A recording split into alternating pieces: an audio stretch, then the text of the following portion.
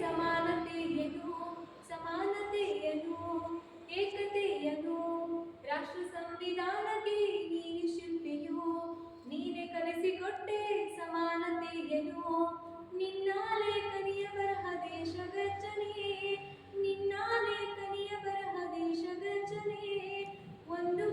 ಮಾತು ಕೂಡ ಭೀಮ ಗರ್ಜನೆ ನಾಯಕ ನೀನು ಭೀಮರಾವ್ ಮಹಾನಾಯಕ ನೀನು ಭೀಮರಾವ್ ನಾಯಕ ನೀನು ಭೀಮರಾವ್ ಮಹಾನಾಯಕ ನೀನು ಭೀಮರಾವ್